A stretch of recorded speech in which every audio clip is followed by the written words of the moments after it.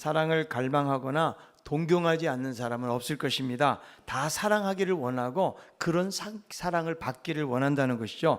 그런데 막상 관계 속에서 우리가 사랑하면서 살아가야 되는데 그것이 그렇게 쉽게 되지를 않는다는 것입니다. 우리가 사랑하되 그것도 가장 가까운 가족에서부터 사랑이 잘 안 된다는 것이죠.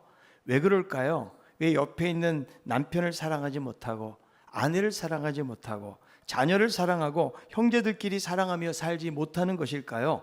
세상을 살면서 이 가족보다 가까운 관계는 없다고 생각을 합니다. 그런데 가장 가까움에도 불구하고 서로 맞지 않아서 갈등하고 마치 먼 관계에 있는 사람처럼 외면하면서 살아가는 경우도 있다는 것입니다. 그 이유는 사람은 타락한 존재이다 보니까 본성적으로 자기중심적이라는 거예요. 그래서 내가 적극적으로 누군가를 더 사랑해야 되는데 누군가가 나를 사랑해 주기를 원하는 마음이 있다는 거죠. 그것도 내가 말하지 않아도 알아서 나를 챙겨주고 나에게 그런 사랑을 베풀기를 원하는 마음을 가지고 살아가지만 이 세상 살다 보면은 그런 사람이 없다라는 거죠. 그러면 내가 좀 사랑을 해야겠다 이런 마음으로 살지만 사랑하다가 때로는 배반감을 느끼기도 하고 내가 사랑하는 만큼 그만큼 잘 돌아오지 않을 때도 많이 있다라는 거죠. 그래서 자기가 채워지지 않으니까 쉽게 분노하고 다른 사람에게 자기의 해결되지 못한 상처를 거침없이 쏟아놓게 된다는 거죠. 여러분, 왜 가까운 관계일수록 사람들이 상처를 잘 받을까요? 그만큼 마음을 열어놓기 때문에 그런 거예요. 가족들은 너무 가깝잖아요. 마음을 열어놓다 보니까 그러니까 그 안에서 더 많은 아픔과 어려움들도 있을 수가 있다는 것이죠. 그래서 이 가족관계 속에서도 상처받기가 두려워가지고 대화를 단절한 채 외롭게 살아가기도 하는 경우를 보게 되는 것입니다.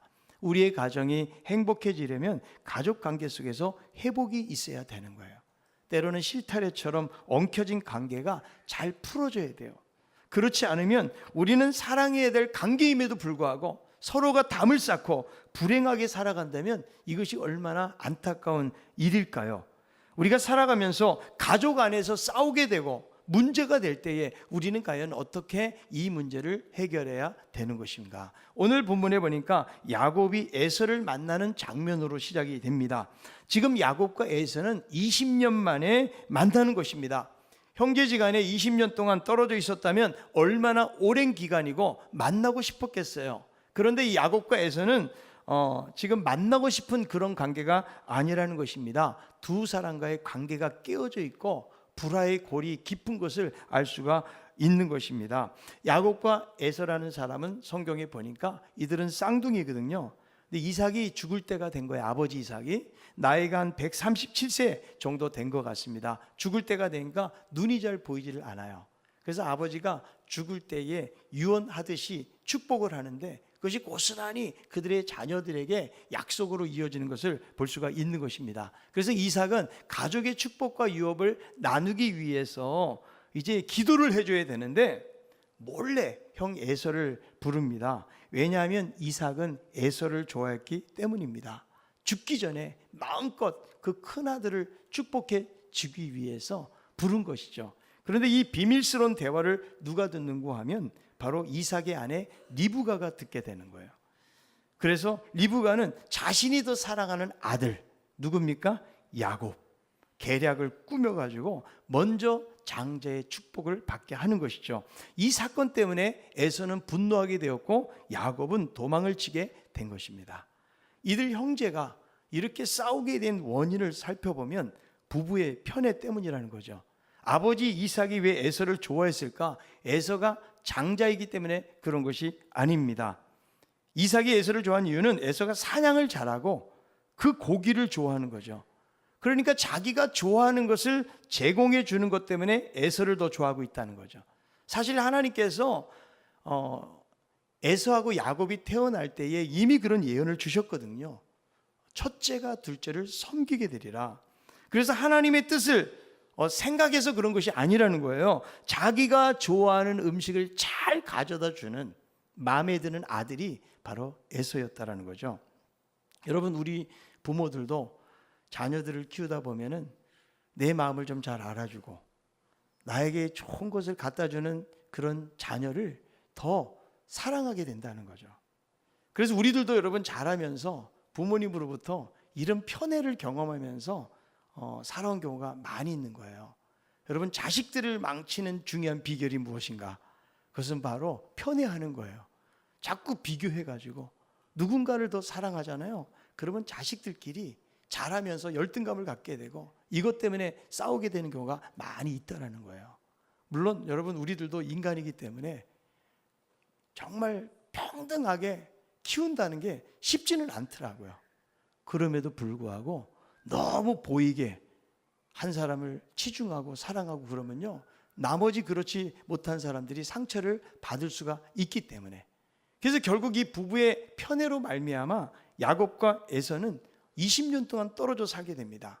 야곱은 도망쳐가지고 외삼촌 라반의 집에서 보내게 되어지는데 이제 다시 고향으로 돌아가는 거예요. 형 에서를 만나게 되는데 이 원수된 관계를 어떻게 풀어야 되는가? 지금 1, 2년도 아니고 몇 년이 흘렀다고요? 20년이 흘렀다라는 거죠. 근데 사람과의 관계, 특별히 원수된 관계가 맺어지면요, 시간이 지난다고 해서 절대로 사라지지 않아요.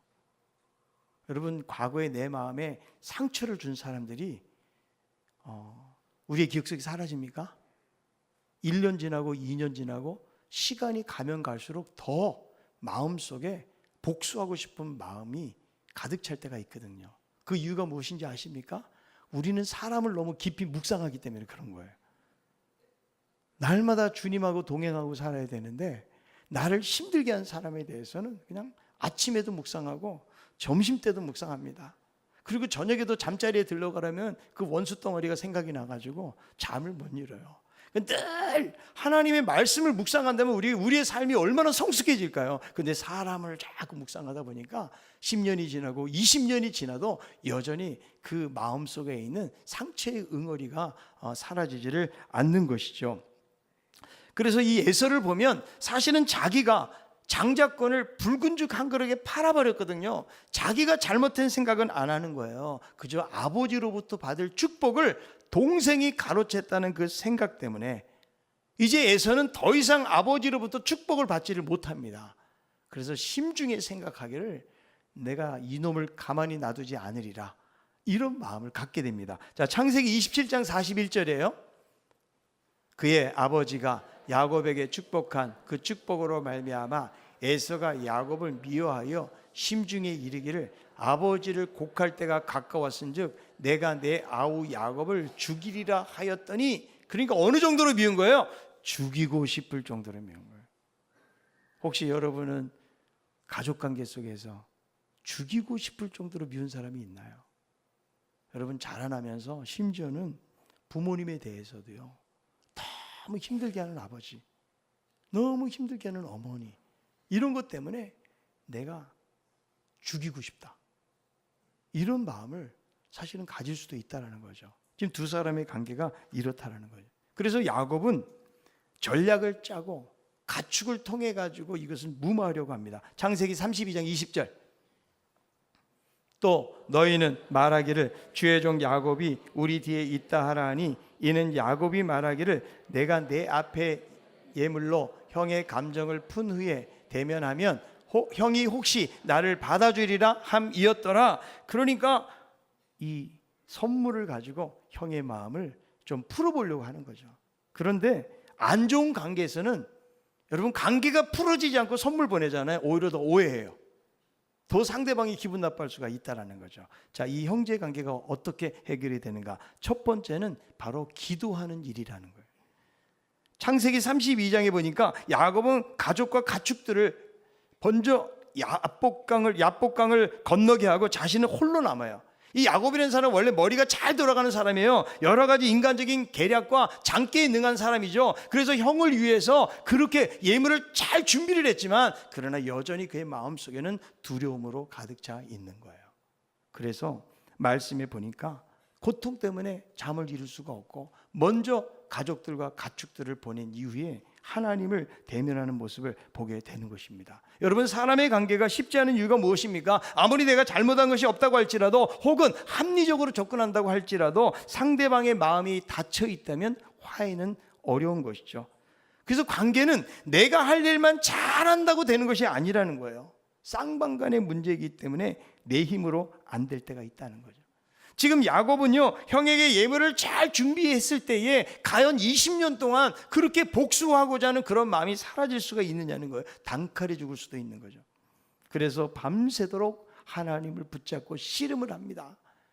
당신이 나를 축복해 주지 아니하시면 가게 하지 아니하겠나이다.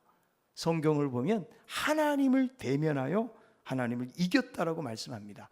호세아 12장 4절은 이렇게 말씀하는데요, 천사와 겨루어 이기고 울리며 그에게 간구하였으며, 하나님은 베델에서 그를 만나셨고 거기에서 우리에게 말씀하셨으니 천사와 겨루어 이기고 울며, 얼마나 처절하게 붙들었는지를 알 수가 있는 거죠. 그래서 이 밤에 야곱의 허벅지 관절이 부러지게 됩니다. 그는 다리를 절게 되면서 그의 이름이 야곱이라는 이름에서 이스라엘로 변화가 되는 것을 보게 되는 것이죠. 무엇을 말하는 거예요? 하나님 앞에서 깨진 거예요. 하나님을 만나고 하나님 앞에서 깨어질 때에 자신의 이기성을 깨닫게 되고, 그리고 하나님을 깊이 의지하게 된 거죠. 이런 하나님과의 만남이 먼저 있었기 때문에 야곱과 에서는 화해를 하게 된다는 것이죠. 그래서 여러분, 인간관계 속에서 우리가 믿는 것은 하나님은 나의 마음뿐만 아니라 상대방의 마음도 만지시는 분이라는 것을 믿으시기 바랍니다. 자, 잠언 16장 7절에 있는 말씀이에요.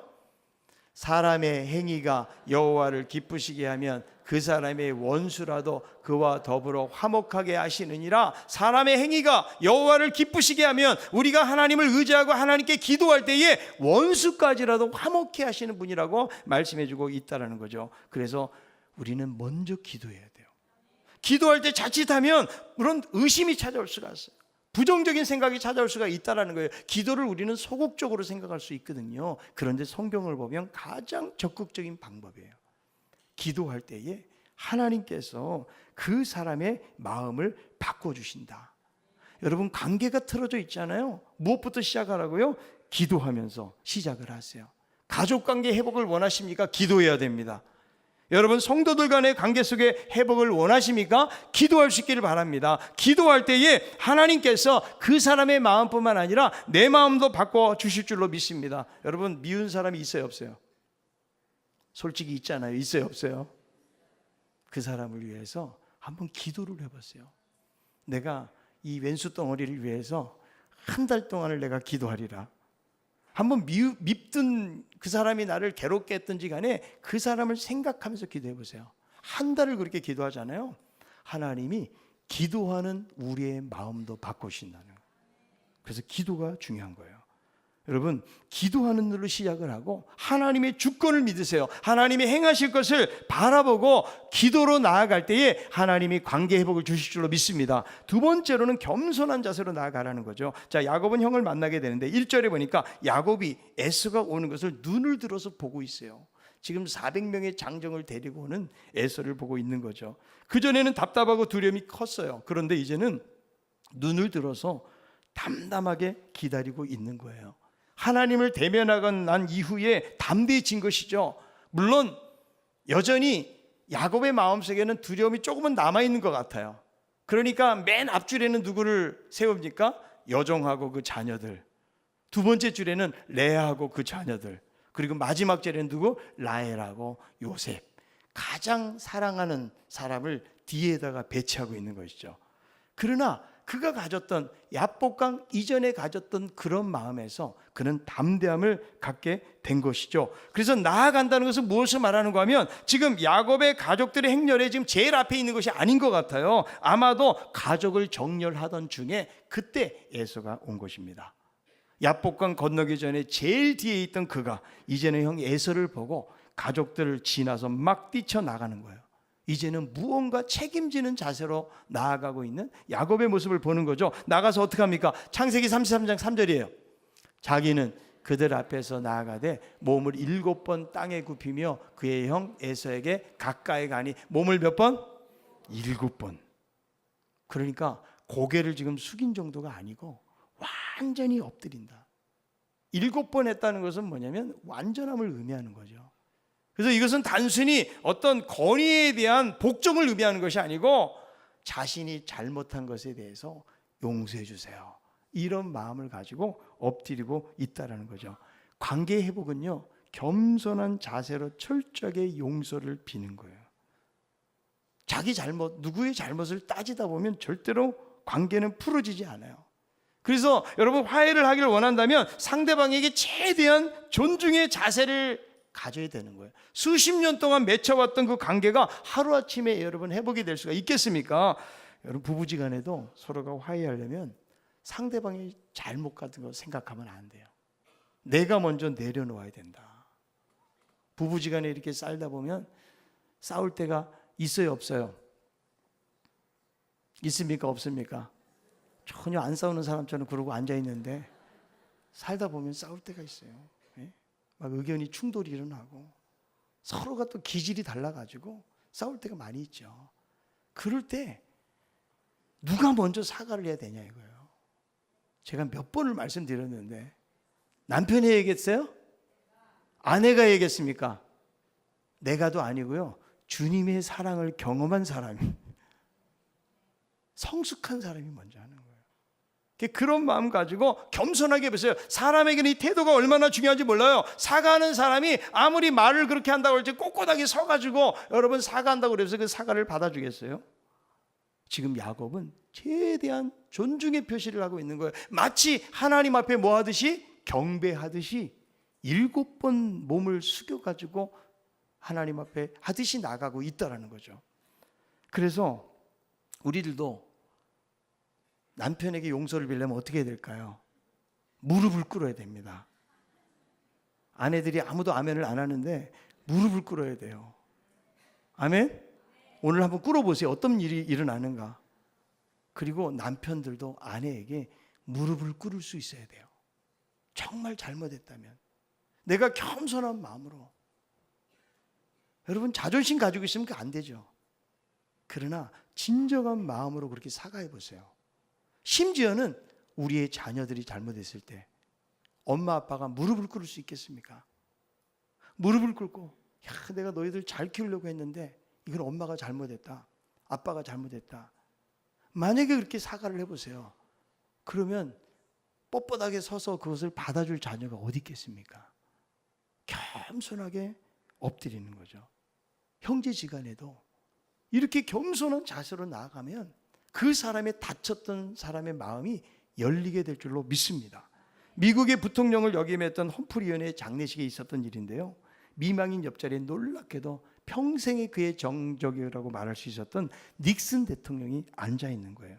이 험프리 상원의원이 병들어 죽기 전에 그의 아내에게 이야기합니다. 내가 정치인으로 있을 때 너무 닉슨 대통령에게 너무나 고통을 가져다 주었는데 이것이 양심의 가책이 되어서 내가 눈을 못 감겠습니까? 제발 우리 목사님에게 부탁해서 닉슨을 좀 만나게 해달라고, 그리고 회개하고 눈을 감게 해달라는 부탁을 한 거예요.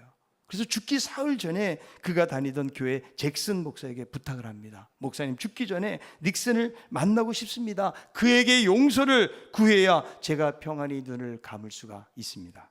잭슨 목사는 이 말을 닉슨에게 전했고, 닉슨은 급히 비행기를 타고 달려와서 그토록 괴롭혔던 이 험프리의 손을 마주 잡고 화해하는 그런 아름다운 일이 있었다는 거예요.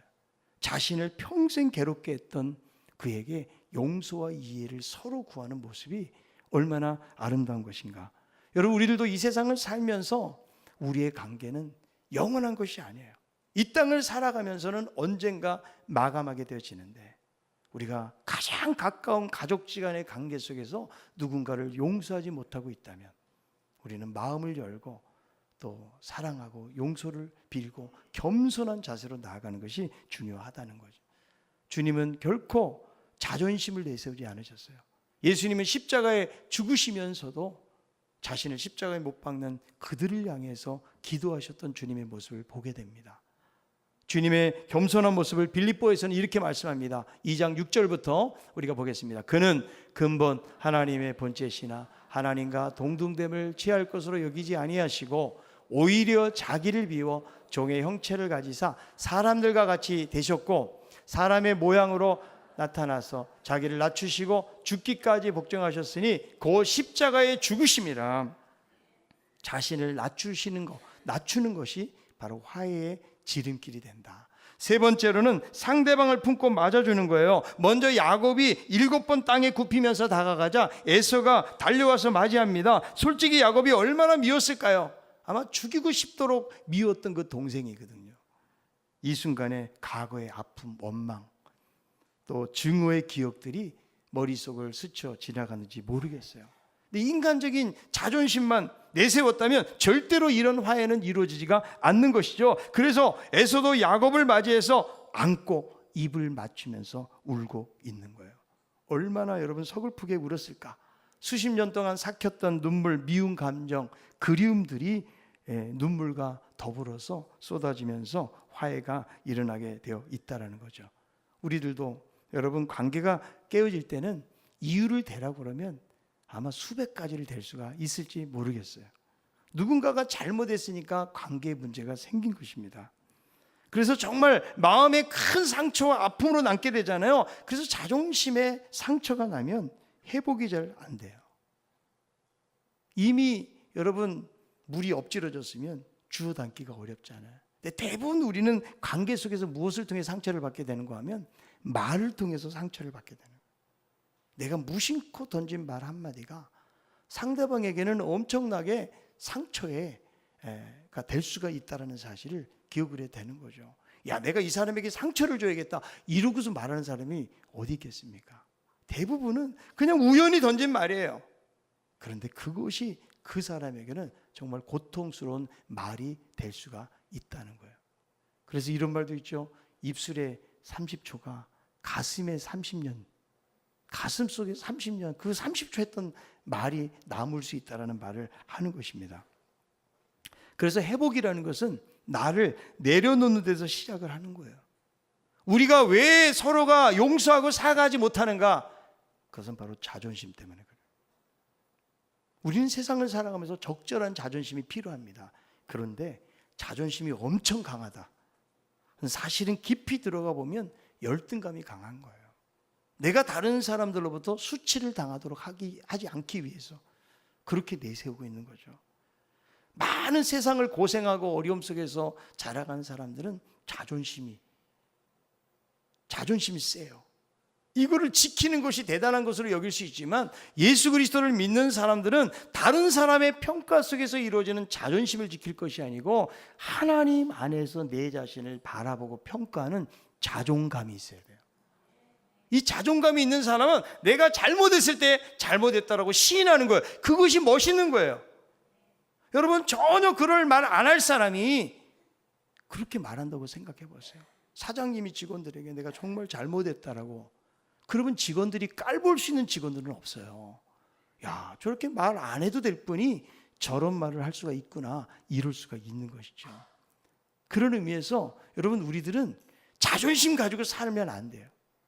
주님이 주신 자존감을 가지고 하나님이 나를 얼마나 이렇게 사랑하시는가, 나를 얼마나 가치 있는 사람으로 여기셨는가, 그것이 준비가 되면 우리는 비교하거나 혹은 내가 이 말했다고 해서 그것 때문에 내 자존심이 상하게 되거나 그런 생각을 안 하게 되는 것이죠. 그래서 여러분 주님 주신 그 자존감을 가지고 살고, 그리고 내가 내려놓아야 돼요. 나의 실수를 인정하고 상대방도 얼마든지 실수할 수 있다는 사실을 생각을 하면서 서로를 받아주고 맞이할 때에 여기서 회복의 역사는 일어나게 되어진다는 거죠. 야곱이 엎드렸을 때 형 에서가 와서 입을 맞추고 울면서 동생을 용서해주는 그런 장면이 나옵니다. 우리들도 관계 속에서 처음부터는 그렇지 않았을 거예요. 아마 사소한 감정을 알아주지 못하고 우연히 던진 말에 상처를 주고 서로 깊이 사랑하지 못하고 배려하지 못했기 때문에, 그것 때문에 관계에 문제가 생겨난 거예요. 베드로전서 4장 8절은 이렇게 말씀합니다. 무엇보다도 뜨겁게 서로 사랑할지니 사랑은 허다한 죄를 덮느니라. 자, 한번 이렇게 말합시다. 우리는 뜨겁게 사랑해야 됩니다. 옆을 보면서 자존심이 센 사람은 시켜도 안 합니다. 뜨겁게, 적당히가 아니고. 그리고 사랑은 뭐라고요? 허물을 덮어주는 거예요. 내가 다른 사람의 허물을 막 이야기하고 다니는 거, 그 사람을 사랑하지 않기 때문에 그래요. 여러분, 내 자녀의 허물을 어디 가서 그렇게 이야기합니까? 물론 남편의 허물을 어디 가서 이야기 잘합니다. 왜? 사랑하지 않기 때문에 그런 거예요. 아내의 허물에 대해서 그럴 수 있거든요. 근데 정말 사랑하는 관계가 되보세요. 그 사람을 어떻게든 보호해주고 감싸주고 도와주려고 하지. 그것을 허물을 끄집어내가지고 만약에 그 사람을 어려움에 처하게 한다면 우리 안에 주님의 사랑이 없다라는 거예요. 오늘 여러분 이 말씀을 통해서 생각나는 가족이 있습니까? 그런 성도들이 있습니까? 그런 친구가 있습니까? 내 생각, 내 마음으로는 절대로 용서가 안 되는 거예요. 이럴 때 우리는 주님의 사랑을 생각하는 거예요. 왜냐하면 주님께서 나를 그렇게 사랑하시고 보잘것없는 나를 받아주셨기 때문에. 우리가 다른 사람을 용서할 수 있다는 것은 무엇을 말하는 거예요? 내가 그런 하나님의 놀라운 용서를 경험했기 때문에, 이런 사랑을 받았기 때문에 우리들도 그런 사랑으로 다른 사람에게 나아갈 수가 있다는 거죠. 하나님은 집 나간 탕자를 끝까지 기다리시는 하나님. 이런 아버지의 마음이 우리 안에 있을 때에 서로가 이해하고 용납할 수 있는 아름다운 관계가 될 수가 있는 것입니다. 낮아지고 겸손하게 상대방을 맞이해 줄 수 있는 우리 모두가 되기를 바랍니다. 마지막 네 번째로는 상대방에게 사랑의 표현을 해야 됩니다. 야곱은 형 에서에게 자신의 가족들을 소개하죠. 하나님께서 은혜로 주신 자식들입니다. 소개를 해요. 그리고 준비한 선물을 주는데, 이 당시에 가축은 가장 중요한 재산이기 때문에 준비를 해서 형에게 주면서 내 주께 은혜를 받기 원합니다. 이러면서 재산을 나누려고 하는 거죠. 누구인가로부터 여러분 선물을 받으면요, 마음에 감동이 돼요. 근데 우리가 구분해야 될 것이 있는데, 선물과 뇌물은 다릅니다. 선물은 무엇일까요? 순전히 상대방을 위한 게 선물이에요. 뇌물은 무엇입니까? 자기의 유익을 위해서, 환심사도록 하기 위해서 그 사람에게 베푸는 것이 있으면 그것은 바로 뇌물이라는 거죠. 무언가 받아내려고 주면 안 돼요. 그저 고마운 마음으로 주시면 그 사람의 마음이 부드러워지고 감동이 된다는 거예요. 선물을 받는데 화를 낼 사람이 어디 있겠어요? 그런데 선물이 비싸고 좋아서가 아니라는 거예요. 상대방을 생각하는 마음 때문에 우리는 감동을 받아요. 어쩌다 저도 선물을 받는 선물이 있으면 비싸다고 감동받는 게 아니에요. 때로는 그 작은 것이지만 거기에 제가 당신을 이렇게 사랑합니다, 이런 마음을 가지고 선물을 받다 보면 마음이 정말 열리고 따뜻해지는 것을 느낄 수가 있거든요. 우리가 선물을 준비할 때 그런 정성을 가지고 나아가고 사랑을 표현하는 것이 중요하다는 거예요. 우리가 구원에 대해서 감사하는 이유가 무엇입니까? 하나님의 무조건적인 선물이기 때문에 그래요. 하나님이 우리를 기대하시고 무언가를 받아내시기 위해서 우리를 구원하신 것이 아니라는 거예요. 그렇다면 엄청 괜찮은 사람만 구원하셨겠죠. 그런데 하나님의 구원을 보세요. 약하고 천하고 미련하고 어리석고 부족해요. 그런데 하나님은 그 사랑을 우리에게 풍성하게 부어주셨다. 화해의 가장 큰 걸림돌이 무엇일까요? 조건을 거는 거예요. 협상하듯이. 사실 이 예물은 에서를 만나기 전에 분노를 누그러뜨리기 위한 하나의 뇌물이었거든요. 그런데 화해가 되었다면 사실 선물을 안 줘도 됩니다. 그런데 이제는 조건 없는 존경과 사랑의 마음으로 사랑을 표현해주고 있다는 거죠. 야곱이 재산을 모은 거 하루아침에 된 게 아니에요. 20년 동안 고생해가지고 자기 피 같은 그런 재산을 형에게 주고자 하는 거죠. 한번 따라합시다. 진정한 사랑은 자기의 것을 나누는 것입니다. 사랑하잖아요. 나누는 거예요. 그리고 사랑은 뭔가를 표현해야 돼요. 아무리 속으로 내가 당신 사랑합니다 이렇게 외쳐도 소용이 없어요. 무언가 보이는 정성스러운 것으로 표현할 때에 그 사람의 마음속에 감동이 생기는 거죠. 에서가 야곱을 위해서 선물을 주니까 야곱은 이렇게 말을 합니다. 10절에 있는 말씀이에요. 야곱이 이르되 그렇지 아니하니이다. 내가 형님의 눈앞에서 은혜를 입었사오면 청하건대 내 손에 있는 이 유물을 받으소서. 내가 형님의 얼굴을 배운즉 하나님의 얼굴을 본 것 같사오니 형님도 나를 기뻐하심이니이다. 그래서 자꾸 사양을 하니까 야곱이 뭐라고 말을 해요? 내가 형님의 얼굴을 보는데 마치 하나님의 얼굴을 보는 것 같습니다. 자, 한번 옆에 있는 분에도 한번 이야기해 봅시다. 당신의 얼굴을 보니까 하나님 얼굴 보는 것 같습니다. 인상 쓰는 하나님 안 계시죠? 이것은요, 아첨이 아니에요. 야곱은 형의 얼굴에서 하나님의 은혜의 손길을 보고 있는 거예요. 이렇게 선물을 주고 고백하니까 관계가 얼마나 새로워졌겠어요. 죽이고 싶었고 도망가고 그리고 복수하고자 했던 관계가 이제는 서로 부둥켜 안고 눈물을 흘리면서 자신의 소중한 것을 나누는 그런 아름다운 관계로 변화가 되었다는 거예요.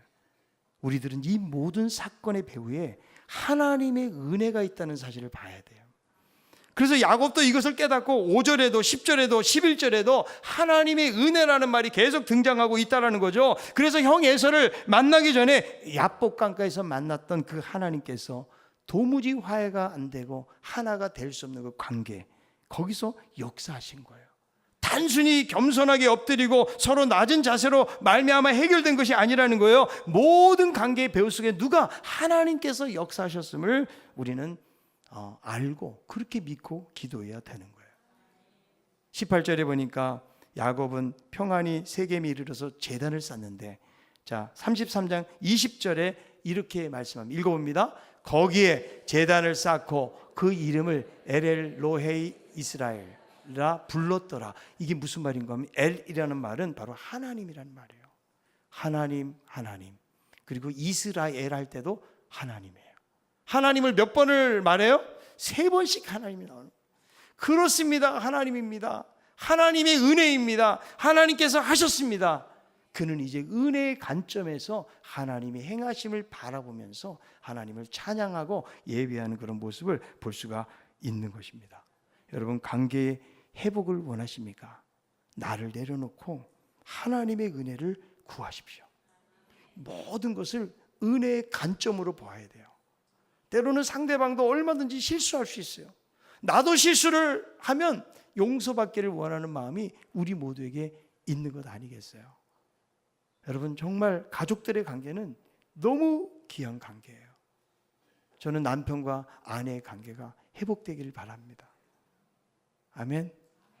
부모와 자식의 관계가 회복되고 형제 간의 관계가 회복되고 성도 간의 관계가 회복되기를 바랍니다. 누가 가장 소중한 사람인가? 톨스토이는 그렇게 말했죠. 바로 지금 옆에 있는 사람이라고.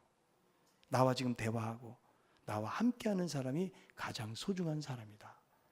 그래서 이 아름다운 가정, 하나님께서 우리 한 사람 한 사람이 행복한 삶을 살기를 원하시는 거예요. 그런데 우리가 그 말씀에 순종하지 못하고 자기 자존심 때문에 상대방의 실수를 용납하지 못하고 가장 가깝고 소중한 관계 속에서도 서로를 용서하지 못하는 그런 관계로 살아간다면 하나님께서 얼마나 안타까워 하실까 하는 것입니다. 하나님은 우리의 가정이 회복되기를 원하세요. 아멘. 우리의 공동체가 회복되기를 원하십니다. 그리스도의 놀라운 사랑이 우리의 가정 속에 넘쳐나면서 내가 양보하고 겸손하게 엎드리고 맞이해주고 그리고 용납할 때, 그리고 무엇보다도 하나님을 의지하여 기도할 때 하나님이 놀라운 관계 회복을 우리 가정과 우리 교회 공동체 안에 주실 줄로 믿습니다.